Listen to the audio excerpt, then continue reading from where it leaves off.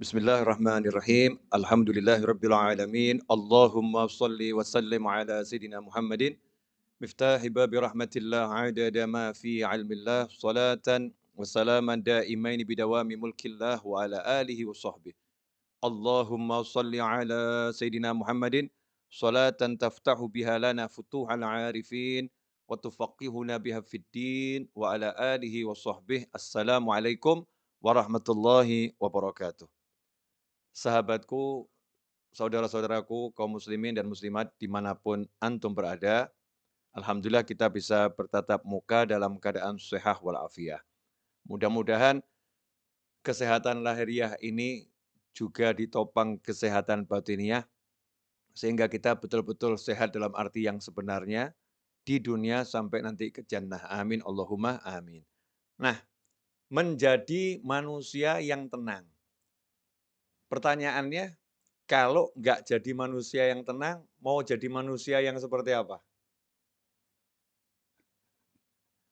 Manusia yang kemerungsung kalau bahasa Jawa. Kemerungsung itu dalam bahasa Arabnya al-ajalah. Al-ajalah itu bukan tergesa-gesa.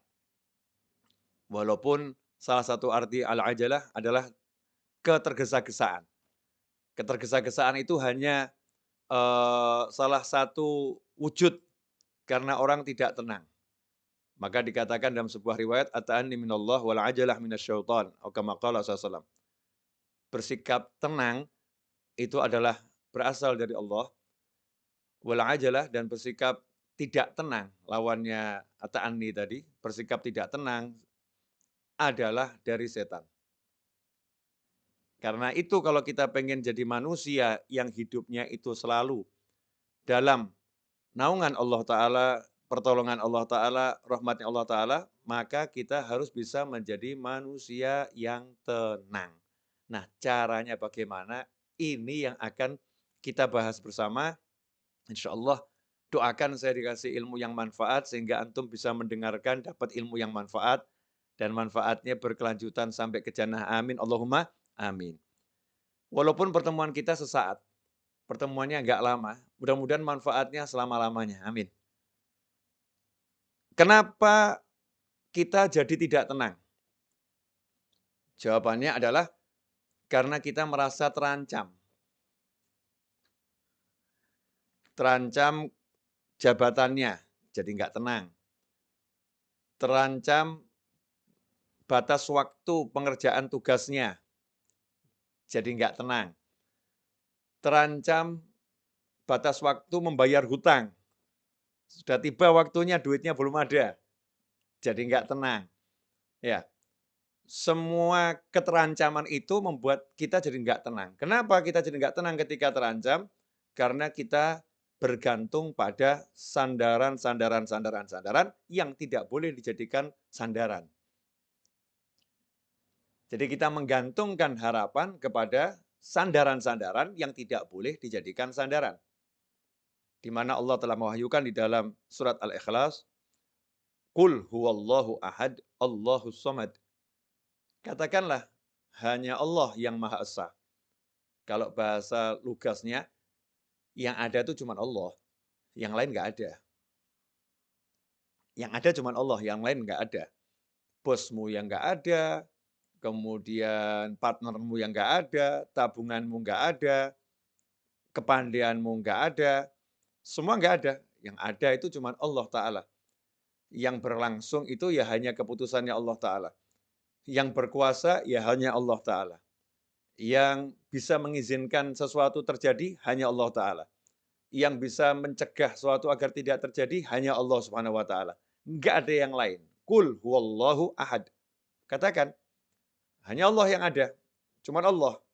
Nah, kalau sudah yang ada cuman Allah, Allahus samad. Allah adalah harapan, sandaran, Tuhan yang menjadi tempat bergantungnya segala sesuatu. Hanya Allah, nggak ada yang lain. Kalau udah begitu, kemudian kita jadi tercerahkan. Oh, yang bisa nolong hanya Allah. Yang bisa membantu hanya Allah. Yang bisa menyelesaikan masalah kita hanya Allah. Yang bisa ngasih kita rezeki hanya Allah. yang bisa hanya Allah. Yang mampu membuat jadi tidak bisa hanya Allah. Yang bisa mencegah hanya Allah, nggak ada yang lain. Disitulah kemudian kita menjadi tenang. Kenapa? Karena urusan sama Allah itu semua serba mudah. Nggak ada urusan sama Allah ruwet. Nggak ada susah. Semua serba mudah. Simple. Mau ketemu paling mudah ketemu Allah. Mau ketemu Habib Novel, susah. Ya mesti atur jadwal harinya. Udah harinya datang ke Solo, tiba-tiba Habibnya lagi ngaji online, nggak bisa nemuin tamunya.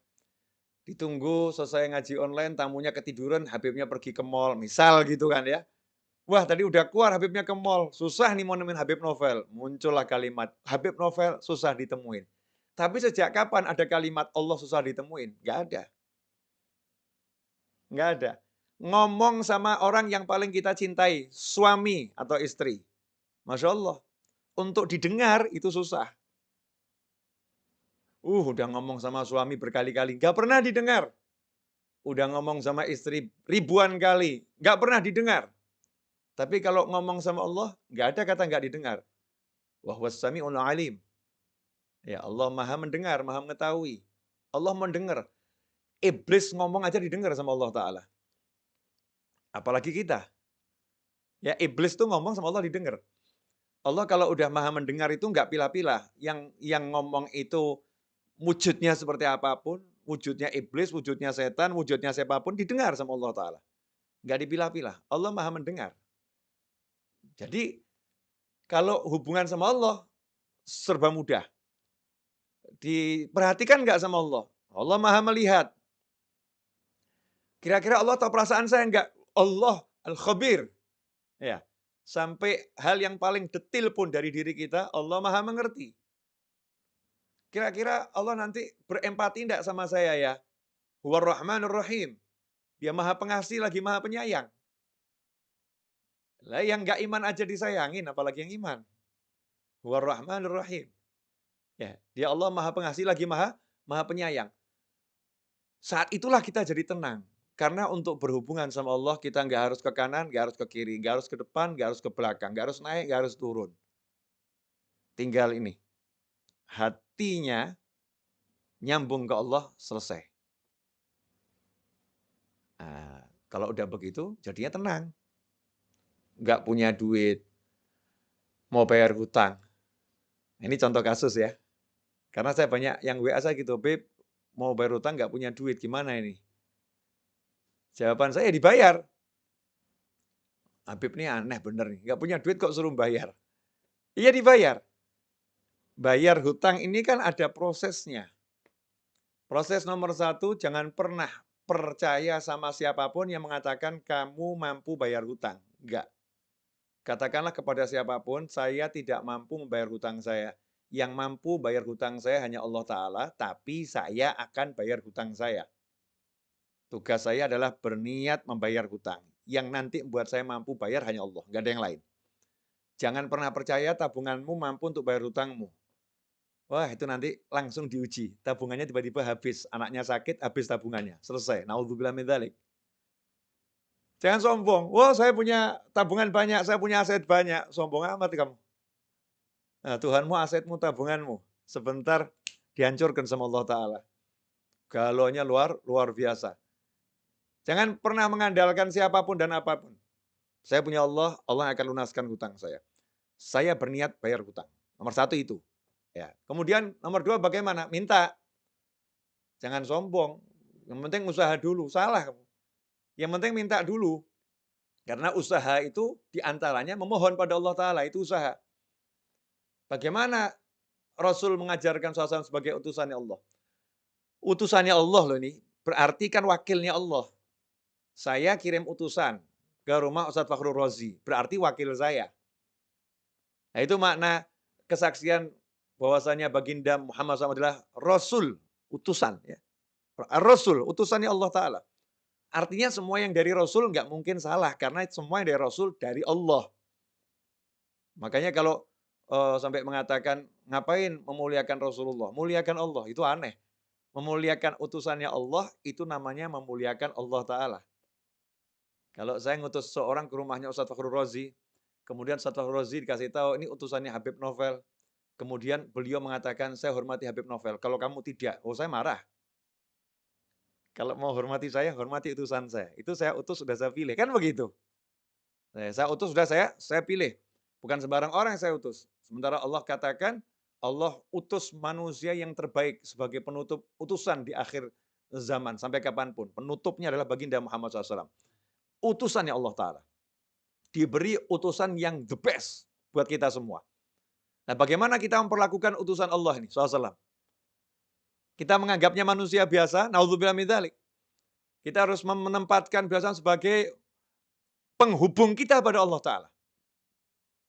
Kalau saya mau dekat sama Allah, ya beliau ini penghubungnya. Kalau saya mau sukses dunia akhirat, ya ini yang punya semua informasinya ada pada baginda Muhammad SAW. Karena Allah berbicara dengan kita semua lewat baginda Muhammad SAW yang membumikan ajarannya Allah Subhanahu Wa Taala kepada umat manusia. Nah, Rasul ternyata ngajarin mudah. Mau hutang mau lunas, siapa yang berhutang dengan niat untuk melunaskan hutangnya, maka Allah akan lunaskan hutangnya. Siapa berhutang dengan niat untuk tidak melunaskan hutangnya, maka Allah akan hancurkan hartanya. Kama qala sallallahu. Ngeri. Bukan cuman nggak lunas tuh, bahkan hancur hartanya. Bisnisnya akan remuk semua kalau niatnya nggak baik. Tapi kalau niatnya baik, mau melunaskan hutang, Allah akan melunaskan hutangnya. Nomor satu itu. Kemudian nomor dua, suruh baca doa. Banyak sekali doa dan amalan dari Nabi Muhammad SAW. Ada yang menjadi amalan dibaca tiap pagi. Ada yang dibaca tiap selesai sholat. Amalkan semua itu. Yang amalan pagi hari diamalkan untuk pelunas hutang. Amalan selesai sholat diamalkan untuk pelunas hutang. Ya, kemudian apa lagi? Melunaskan hutang orang lain. Maksudnya kalau kita punya piutang nih, kita punya piutang, ya kita jadi manusia yang juga baik sama orang-orang yang nggak bisa bayar. Dah, kamu saya lunaskan. Kamu saya lunaskan. Walaupun kita masih punya hutang banyak ini. Tapi ini orang-orang susah semua, nggak bisa bayar. Kita lunaskan, lunaskan, lunaskan. Nah, nanti kalau kita udah begitu, ini tahap level awal dasar udah kita jalankan, maka rahmat udah datang tuh. Rahmati qaribum minal muhsinin. Rahmatku dekat dengan orang-orang yang suka berbuat kebajikan, orang-orang ihsan. Nah, tahap berikutnya mulai usaha. Ini tadi ya semua kan satu paket ya, jangan dipilah-pilah. Jangan dikasih jarak 2 tahun kemudian baru usaha, bukan loh ya. Bukan urutan waktu 2 tahun kemudian, 3 tahun, enggak. Segera langsung, usaha. Ini usaha saya untuk melunaskan hutang saya dengan izin Allah Ta'ala. Nah, nanti Allah akan apa? وَالَّذِينَ جَاهَدُوا فِينَا لَنَهْدِيَنَّهُمْ سُبُلَنَا وَإِنَّ اللَّهَ لَمَعَ الْمُحْسِنِينَ. Janjinya Allah Ta'ala, وَالَّذِينَ جَاهَدُوا فِينَا, dan barang siapa sungguh-sungguh menempuh jalan kami, salah satunya ini, sungguh-sungguh menempuh jalannya Allah Ta'ala dalam melunaskan hutang. Itu kan ya, salah satu contoh. Walladzina jahadu fina lanahdiyannahum subulana. Maka kami akan tunjukkan, kami bimbing. Kalimatnya itu lanahdiyannahum dengan lam taukid, nun taukid. Kami sungguh akan bimbing dia menempuh jalan kami. Enggak suruh jalan sendiri. Allah enggak cuma kasih jalan, ini jalannya terus jalan sendiri, enggak. Jadi kalau hidayah itu selalu dengan bimbingan, guide, al-hadi. Selalu membimbing, enggak ditinggalkan. Dibimbing untuk menempuh bukan satu jalan, jalan-jalannya Allah Ta'ala. Sehingga orang yang sudah menerapkan syariatnya Nabi Muhammad SAW tidak akan pernah kehilangan ide, tidak akan pernah kehabisan cara, tidak akan pernah kehabisan jalan, karena Allah bukan bimbing dia satu jalan, Allah akan bukakan miliaran jalan. Nih, nih, nih, nih, nih. Nah kalau begitu ya tenang saja. Lawang dikasih tahu sama Allah solusinya segitu banyak kok. Masa nggak tenang? Bleng, bleng. Nah yang ada kan sekarang gimana? Pusing, mata gelap, nggak ada solusi. Gimana ini? Mentok, taunya cuma satu jalan. Jalannya apa? Cari duit. Lupa sama yang ngasih duit. Yaitu Allah Subhanahu wa Ta'ala. Nah ini tenang ini kalau kita mau kembali pada Allah Subhanahu wa Ta'ala. Kalau kita nggak mau kembali sama Allah, nggak bakal tenang. Apapun yang kita andalkan akan buat kita susah. Apapun yang kita harapkan akan membuat kita menjadi galau, resah. Tapi kalau kita kembali pada Allah Ta'ala, bersandar sama Allah Ta'ala, maka selesai masalah. Contoh, ini contoh bersandar sama Allah. Kita masih ingat betul dalam hadis disebutkan, ada 3 orang berteduh di dalam sebuah gua, ya sebuah gua di sebuah bukit. Saat berteduh, tiba-tiba, ada batu yang jatuh dari atas gunung itu, menutup persis di mulut gua, tanpa celah. Ketiga orang di dalamnya tidak bisa keluar. Batunya besar. Ya naluri manusia berusaha menggeser batu. 3 lelaki perkasa menggeser batu yang besar. Gotong royong bertiga itu dorong, batunya enggak gerak, orangnya yang terpental. Dup, wah, orangnya yang gerak, batunya enggak. Kenapa seperti itu? Karena batunya terlampau besar. Apa yang dilakukan? Apakah bersandar pada kekuatannya? Apakah bersandar pada tenaganya? Itu yang menyelesaikan masalah? Apa kemudian berharap ada orang nanti yang bawa traktor, buka nyingkirin batunya, itu menyelesaikan masalah? Enggak. Yang diajarkan oleh Nabi Muhammad SAW saat itu adalah langsung kembali kepada Allah Ta'ala. Udah jangan mikir manusia lagi, udah kayak gitu kok mikir manusia. Ya siapa tahu ya nanti ada manusia di luar nolong saya, siapa tahu ada, siapa tahu ada, siapa tahu ada. Ya yang pasti ada kan Allah, kalau yang lain kan nggak ada. Lah ngapain mikirin yang nggak ada, yang ada nggak dipikirin? Kan bodohnya kita luar biasa. Nah, kan Allah ada, selalu ada. La ilaha illallah Muhammadur Rasulullah SAW. Maka saat itulah yang satu mulai ngomong. Ini hadisnya kan panjang tuh ya. Saya ambil poin singkatnya saja. Ya Allah, saya pernah ya mencintai seorang wanita. Cinta luar biasa. Dia saya ajak zina. Selalu menolak. Suatu ketika akhirnya dia butuh duit, dia mau. Nah, ketika dia sudah mau saya ajak zina, uang udah saya serahkan karena dia butuh duit tadi untuk kepentingan keluarganya yang mendesak. Tapi dia ini orang yang baik, terus dia bilang sama saya gitu, takutlah sama Allah. Akhirnya saya tinggalkan dia, uangnya nggak saya ambil, dia saya tinggalkan karena saya takut sama kamu ya Allah. Kalau ini ikhlas karena kamu ya Allah, tolong ya beri kami jalan keluar dari masalah ini. Yang terjadi apa? Batu yang gede bergeser tanpa ada yang geser. Cuman belum cukup. Karena Allah ingin mengajarkan kepada yang lain. Ini kan masalah berjamaah. Masa yang dikasih solusi cuma satu orang, yang lain enggak. Maka yang lain disuruh juga, ayo kalian gimana? Yang satu, saya ini sama ibu saya, ya cerita yang cukup cukup populer nih hadis ini. Yang satu saya sama karyawan saya. Akhirnya berkat tiga-tiga ini minta tolong sama Allah dengan ya tawassul pada amalan yang dipersembahkan untuk Allah Ta'ala. Hasilnya apa? Tergeser batu itu, selesai. Jadi sebetulnya mudah ya nyelesain masalah itu. Ngerayu Allah. Ya suruh ngerayu Allah aja kok nggak bisa ngerayu suaminya, Masya Allah. Sampai nangis-nangis. Ya nangis, ngerayu suaminya. Nggak dikasih. Tolong yang beliin handphone yang. Udah nangis nggak dikasih. Sakit itu. Ngerayu istrinya. Ayo yang pindah rumah gitu ya. Di rumah orang tua saya, ikut orang tua saya. Suaminya yang ngerayu istrinya. Sampai nangis. Istrinya tambah marah-marah. Pinter ngerayunya. Gagal juga. Ya sakit hati. Nah ini kalau kita merayu Allah Subhanahu wa Ta'ala, Masya Allah, merayu Allah itu mudah. Allah itu dirayu dengan oleh hambanya itu senang gitu. Karena Allah maha mencintai. Ya Allah maha mencintai. Jika kalau ada yang merayu Allah, Allah senang. Ya tinggal kita bermanja-manja sama Allah Subhanahu wa Ta'ala. Ya Allah, wah cari duit susah ya Allah. Ini kata orang-orang cari duit susah ya Allah. Tapi kalau carinya dari kamu nggak pernah susah kan ya Allah.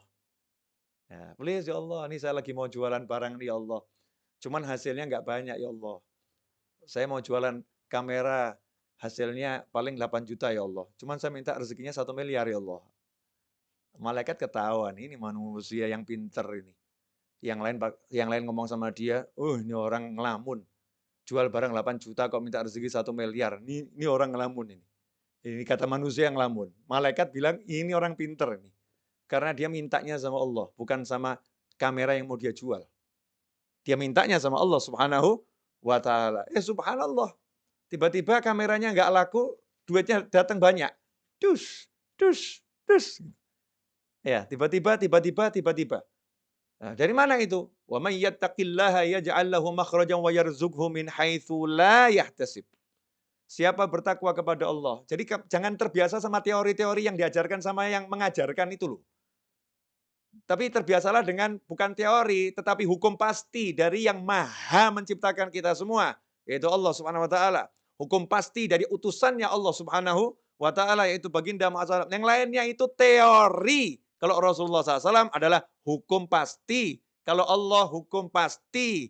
Teori banyak salahnya, perlu diuji. Tapi kalau hukum pasti, nggak mungkin salah. Karena itu wahyu ilahi dan sabda Nabi Muhammad SAW. Enak kan? Allah bilang nih sama kita semua. Ya, tapi yang diajak bicara yang iman loh ya. Kalau nggak percaya ya terserah, bukan mukmin. Mau kita ini mukmin semua kan? Nah, mukmin diajak bicara sama Allah. Kalau nggak iman ya ngapain saya ajak bicara? Ini yang diajak bicara yang beriman. Wa may yattaqillaha, kalau udah bicara iman jangan pakai akal. Ini akal nih suka membuat orang yang beriman jadi rusak imannya. Iman itu yang membedakan antara mukmin sama orang yang nggak mukmin. Yang nggak mukmin pakai akal saja. Tapi kalau yang mukmin nggak butuh akal dia. Aku percaya sama Allah kok. Nah gimana? Ya urusannya Allah. Aku percaya sama Allah, selesai. Itu mukmin. Walaupun orang yang beriman akalnya dipakai untuk menambah keimanannya. Ya, untuk memperkuat keimanannya, untuk menyampaikan kepada orang lain agar bisa menjadi beriman pula. Tetapi ketika dia beriman, dia nggak butuh akal gitu. Dia cukup membutuhkan hatinya yang meyakini Allah Subhanahu wa taala. Subhanallah. Wa may yattaqillaha. Allah yang bilang nih, dan barang siapa yang bertakwa kepada Allah. Takwa itu gampang kok. Saya bilang takwa itu susah. Walaupun kita kan takwanya masih ya begini begitu, tapi takwa itu gampang. Simple. Yang diperintah jalankan, yang dilarang tinggalkan. Selesai toh? Kayak gini loh, kayak gini. Wah, zaman sekarang ini mau ke mall aja susah nih. Mesti punya aplikasi Peduli Lindungi. Mesti harus sudah divaksin. Mau ke mall aja susah. Nggak susah toh ya? Ya jalankan saja peraturannya. Kalau kamu sudah vaksin, punya aplikasi Peduli Lindungi, kamu ke mall, mudah, nggak susah. Kan gitu. Nah, begitu pula dalam kehidupan kita dengan Allah Ta'ala, simple. Kamu laksanakan perintah Allah, kamu jauhi larangan Allah, Allah laksanakan janjinya kepadamu. Wa may yattaqillaha, apa yang didapatkan? Yaj'al lahu makhraja. Hal yang paling ruwet dalam hidup manusia itu kalau jalan buntu. Betul ya? Jalan buntu. Ngelamar anaknya orang, ditolak, jalan buntu. Pusing dia. Ngelamar kerjaan di kantor, jalan buntu, pusing dia. Ya, mau bayar hutang nggak ada duit, jalan buntu, pusing dia. Maka janjinya Allah Ta'ala buat yang percaya sama Allah, yang mau ikuti aturannya Allah Ta'ala, wa may yattaqillaha, siapa takwa sama Allah, apa yang Allah janjikan nomor satu? Yaj'al lahu makhraja. Don't worry. Jangan khawatir, ojo wedi. Jangan takut kamu. Ya, jangan takut. Kenapa? Yaj'al lahu makhraja. Dia Allah akan selalu. Oh, ini harus digaris bawah ini. Dia Allah akan selalu yaj'al lahu, memberikan kepada dia yang bertakwa pada Allah Ta'ala makhraja, jalan keluar. Batu nutupin segede apapun, orangnya bertakwa, Allah kasih jalan keluar. Kehidupan dunia sengeri apapun, orangnya bertakwa, Allah kasih jalan keluar.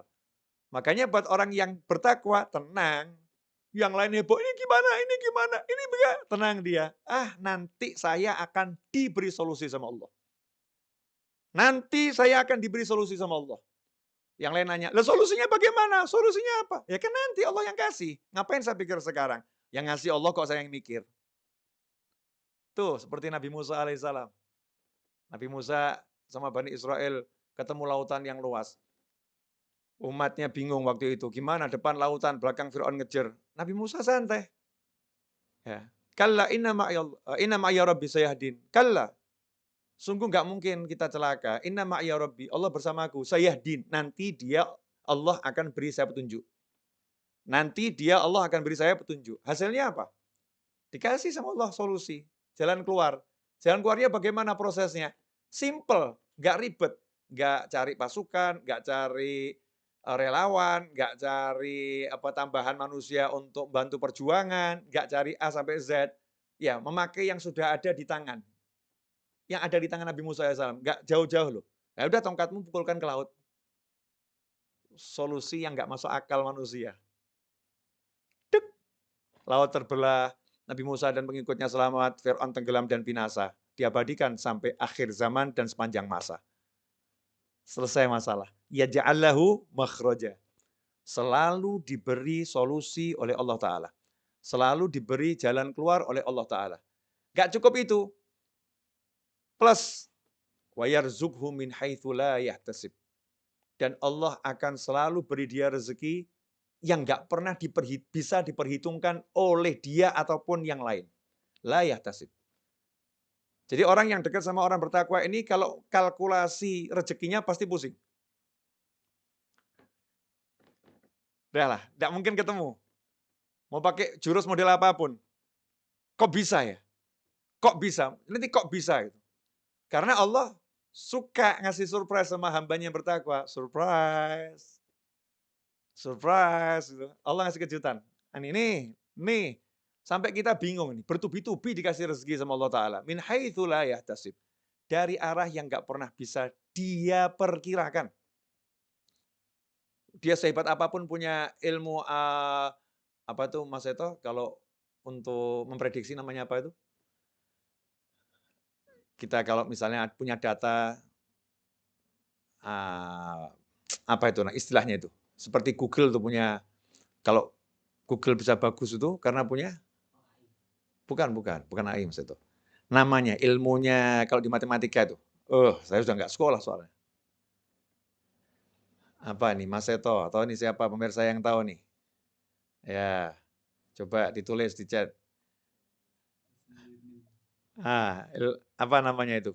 Statistik, ya ketemu. Nanya sama kalian nggak dijawab, udah nanya sama langit. Statistik. Gitu. Ilmu statistik. Ya, walaupun dia punya data yang lengkap, ya kehidupan Pak Yai ini dari umur sekian sampai sekian didata semua koleganya sampai terus dia perkiraan saya hari ini Pak Yai, Habib, Ustadz, ya Fulan atau Fulanah akan dapat rezeki dari arah sini.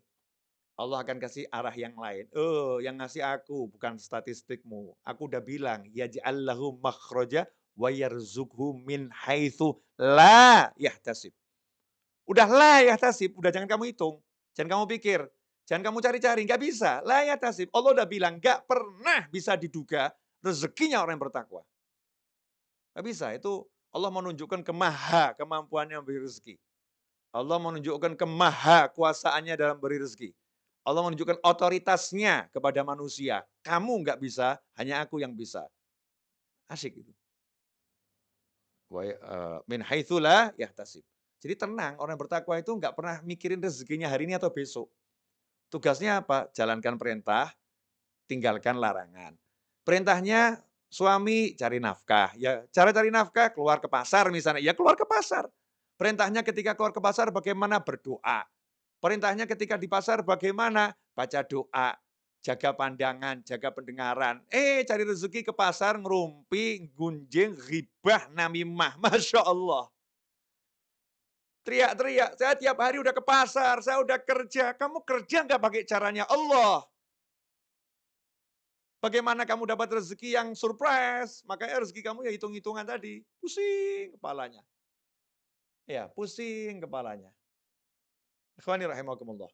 Nah, ini yang perlu dipahami, bahwasanya kalau orang udah percaya sama Allah Ta'ala, tenang hatinya. Dia nggak akan pilih cara-cara yang lain. Mau pakar A sampai Z yang nggak ngurus, yang dia urus caranya Allah, cara Rasulullah SAW. Nah, nanti termasuk caranya Rasulullah, itu caranya ulama. Ya bagaimana pendapat para ulama, bagaimana petunjuk para ulama, hidupnya hanya begitu. Oh hidup ini singkat kok, mohon maaf loh ya. 60-70 tahun itu rata-rata umur kita. Wong hidup sampai 60-70 tahun kok cuman dibuat mikir cari duit, itu kan bodohnya kita luar biasa. Oh duit tuh nggak usah dicari ya, pasti datang kok. Tapi ya usaha. Nah usaha itu doa, ya, usaha itu pergi ke pasar, kan gitu. Tapi jangan mikir cari duit, jangan. Habis energi.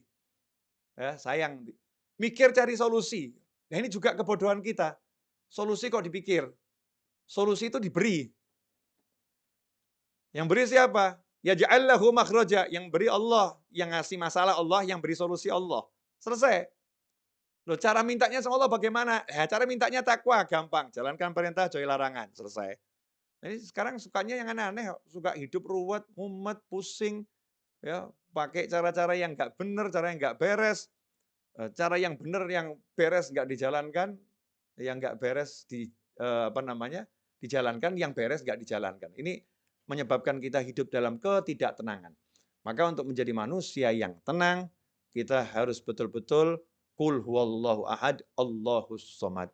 Nah, insyaallah 30 menit saya berbicara ini barokah, ya, manfaat, kendati seperti yang tadi saya sampaikan, singkat, ya, mudah-mudahan manfaat, dan sampai nanti jannah manfaatnya nggak berhenti. Terus, ya, terus nyambung manfaatnya, karena kita bersama-sama belajar untuk menjadi manusia yang ingat kembali bahwasannya untuk menjadi tenang mudah kembali pada Allah, maka kita akan menjadi tenang setenang-tenangnya.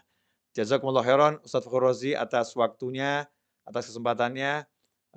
Insyaallah kita ketemu lagi di waktu yang akan datang, dan semoga Ustaz Fakhr Razi beserta sekolahannya, ya, beserta guru-guru yang di sana, wali murid, semua yang bekerja di sana, diberi oleh Allah Ta'ala kemudahan dalam segala hal yang diridhoi Allah Ta'ala, dijauhkan dari segala kesulitan, dari segala petaka, musibah, diberi kesehatan lahiriah dan batiniah, dijadikan anak didiknya bisa menjadi orang-orang yang semakin bertakwa pada Allah Subhanahu wa taala, dan mudah-mudahan diberi rezeki zahiran wa batinan, berlimpah ruah, datang dari segala arah tanpa susah payah, dan insya Allah kita semua oleh Allah Subhanahu wa taala dijadikan sebagai orang-orang saling mencintai di jalan Allah, orang-orang saling menyayangi di jalan Allah, saling mengunjungi di jalan Allah, dan kelak kita dipertemukan dengan baginda Muhammad sallallahu alaihi wasallam, dan semoga setelah usia panjang dalam semua kebaikan, kenikmatan, ketaatan, keridhaan, kebaikan, kekayaan, kemudahan, kesenangan, kita diberi akhir usia husnil khatimah. Wassallallahu ala sayyidina Muhammadin wa alihi wasallam walhamdulillahi rabbil alamin. Amin. Walafu minkum, saya undur diri, Ustaz Faurozi dan kawan-kawan. Insyaallah kita bertemu kembali di lain kesempatan. Wassalamualaikum warahmatullahi